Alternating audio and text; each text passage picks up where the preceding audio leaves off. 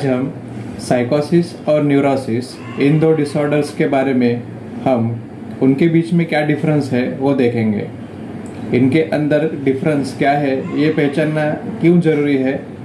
ये इसलिए ज़रूरी है कि अगर किसी को कुछ तकलीफ़ है तो उसके बारे में proper nomenclature, proper term use करना रिक्वायर्ड होता है, जिसकी वजह से उस इंफॉर्मेशन को हम, उस तकलीफ़ को हम दूसरे इंसान को, साइकोलॉजिकल हेल्थ केयर प्रोवाइडर को या अपने रिश्तेदार को प्रॉपरली एक्सप्लेन कर सके।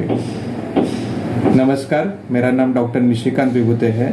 मैं कंसल्टेंट साइकेट्रिस्ट हूँ। ये वीडियो साइकोलॉजिकल यानी मेंटल हेल्थ अवेयरनेस के लिए हम बना रहे हैं। ये किसी तरह का प्रोफेशनल एडवाइस नहीं है। कृपया अपने आप को या रिश्तेदार को खुद ट्रीट करने की कोशिश ना करें। अगर ऐसा कुछ सिम्टम दिखे तो साइकेट्रिस्ट या साइकोलॉजिकल हेल्थ केयर प्रोवाइडर को मिलिए। तो हम देखते हैं कि साइकोसिस और न्यूरोसिस इन दो कंडीशंस में क्या डिफरेंस होता है। प्राइमरीली 3 फैक्टर्स, मतलब 3 फैक्टर्स हम देखते हैं जिसके ऊपर हम साइकोसिस और न्यूरोसिस को डिफरेंशिएट करते हैं। पहला फैक्टर है इनसाइट। इनसाइट मतलब देखना। उस व्यक्ति को अपने आप को कुछ तकलीफ हो रहा है, ये उसे समझ में आ रहा है, तो उसको इनसाइट है ऐसे हम कहते हैं। अगर व्यक्ति को उदास लग रहा है, घबराहट, बेचैनी हो रही है और उसे समझ में आ रहा है ये मेरे साथ में कुछ गलत हो रहा है और उसमें से मुझे बाहर निकलने के लिए किसी हेल्प की या किसी के मदद की ज़रूरत है, इसलिए वो मदद के लिए बताता है, इसके लिए अप्रोच करता है, तो हम कहते हैं उस व्यक्ति का इनसाइट इंटैक्ट है या इनसाइट प्रॉपर है। तो पहला फैक्टर है इनसाइट।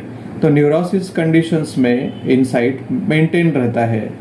न्यूरोसिस कंडीशंस में इंसान अपने आप को पहचान सकता है कि मुझे घबराहट हो रही है, मुझे उदासी लग रही है, मुझे बताना चाहिए रिश्तेदार को या डॉक्टर को मिलना चाहिए।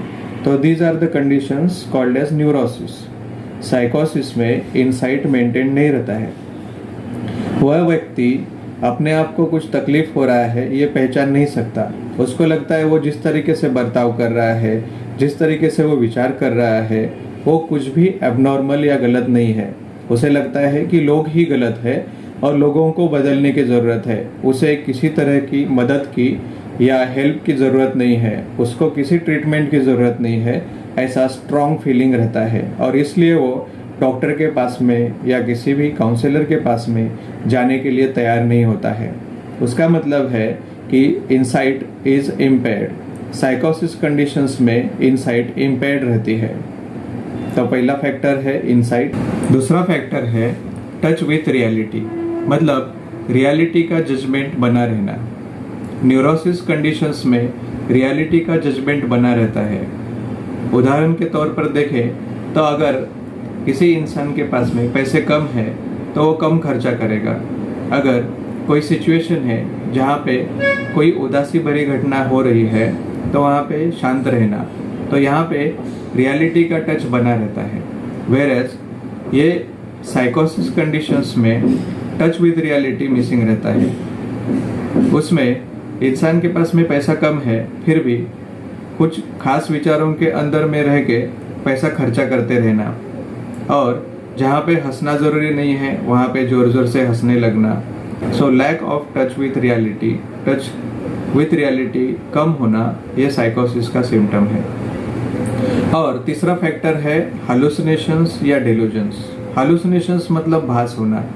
साइकोसिस कंडीशंस में भास कई बार देखे जाते हैं। कभी कभी ऑडिटरी मतलब आवाज़ आने वाले भास, कभी कभी विजुअल मतलब सामने दिखने वाले भास, ऐसे भास होते हैं। और डेल्यूजन्स मतलब गलत विचार आना, जो विचार कुछ सच्चाई से संबंधित नहीं है। जैसे दूरबीन से लोग मुझे देख रहे हैं, जगह जगह पे सीसीटीवी लगाए हुए हैं, कोई मुझे कंट्रोल कर रहा है, ऐसे अलग अलग थॉट्स आना और उनको सच मानना, ये डेल्यूजन्स है। डेल्यूजन्स और हालुसिनेशंस कॉमनली साइकोसिस कंडीशंस में देखे जाते हैं, वेयरएज न्यूरोसिस कंडीशंस में डेल्यूजन्स और हालुसिनेशंस देखे नहीं जाते। और अब हम देखते हैं एग्जाम्पल्स। न्यूरोसिस के क्या एग्जाम्पल्स हैं?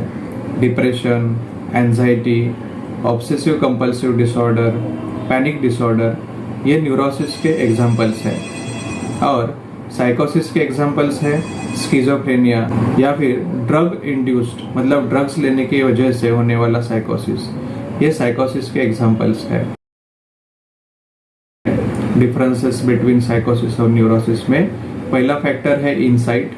न्यूरोसिस में इनसाइट मेंटेन रहता है, वैसे साइकोसिस में इनसाइट मेंटेन नहीं रहता है। दूसरा फैक्टर था टच विथ रियलिटी। न्यूरोसिस में टच विथ रियलिटी मेंटेन रहता है और साइकोसिस में टच विथ रियलिटी मेंटेन नहीं रहता है। तीसरा फैक्टर हमने देखा था हालुसिनेशंस और डिल्यूजन्स, जो साइकोसिस में देखे जाते हैं, वेरेज ये दोनों चीज़ें न्यूरोसिस में देखी नहीं जाती। तो इस तरीके से हमको डिफरेंशिएट करना ज़रूरी है। डिफरेंशिएट करेंगे तो हमको प्रॉपर टर्म यूज़ कर पाएंगे। आपको ये वीडियो कैसे लगा कृपया कमेंट सेक्शंस में ज़रूर बताइए। Thank you.